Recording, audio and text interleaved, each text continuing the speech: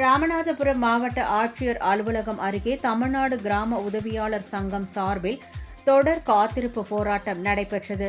4ஆம் நிலை ஊதிய உயர்வு வேண்டி காலவரையற்ற காத்திருப்பு போராட்டத்தில் ஈடுபட்டு வருகின்றனர். கோரிக்கை நிறைவேறாவிட்டால் சென்னையில் மாபெரும் முற்றுகை போராட்டம் மற்றும் பல்வேறு விதங்களான ஆர்ப்பாட்டத்தில் ஈடுபடுவோம் என்று ஆர்ப்பாட்டக்காரர்கள் எச்சரிக்கை விடுத்தனர். இன்று தமிழகம் முழுவதும் அனைத்து மாவட்டங்களிலும் எங்களுக்கெல்லாம் 4ஆம் நிலைக்கான டீ கிரேடு வேண்டி தொடர் பல உண்ணாவிரதங்கள், ஆர்ப்பாட்டங்கள், பல கோரிக்கைகள் எல்லாம் நாங்கள் முன்னெடுத்து சென்று இப்போ இருக்கின்ற அரசு எங்களை எல்லாம் செவிசார்க்கவில்லை, எங்களுடைய கோரிக்கையை திருப்பி பார்க்கவில்லை. தொடர் நாங்கள் போராட்டங்களை பண்ணி கொண்டிருக்கிறோம். இப்போதைக்கு எங்களுக்கெல்லாம் தமிழகம் முழுவதும் கிட்டத்தட்ட 15,000 கிராம உதவியாளர்கள் இருக்கிறோம்.